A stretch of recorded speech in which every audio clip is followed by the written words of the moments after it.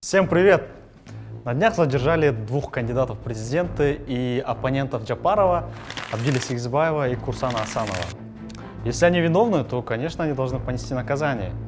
Но причины задержания дают нам повод полагать, что это, скорее всего, политическое преследование оппонентов. Почему? На Абдиля Сегизбаева заведено два уголовных дела.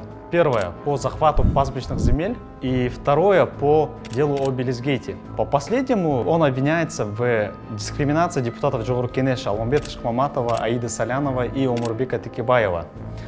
Хотя только недавно Садыр Джапаров говорил, что Текебаев виноват в этом деле. Может быть, он говорил это, чтобы лишить его мандата.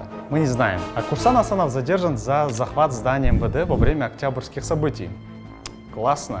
Нарушители должны нести наказание. Но давайте тогда накажем всех, кто в этом участвовал. Суван Алиева за захват ГКМБ, Джапукеева и Шахмаматова за захват прокуратуры, Максата Мамытканова за захват здания правительства, Капарова за захват КТРК, Джилшпейка Коэн Алиева за захват мэрии, Дучена Туракулова за захват мэрии Аша.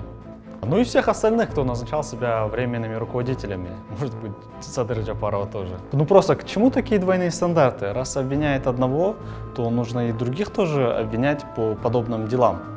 Но это ладно. Нас больше беспокоят другие вопросы. Кто будет в ответе за происходящее в последние годы в нашей стране? Только ли недавно задержан Абулгазиев? Или все-таки будет наш главный соотечественник? Долго ли нам терпеть шестой созыв? И будет ли люстрация? Или мы будем видеть те же лица в госуправлении? Теперь это будем ждать от нашего нового президента.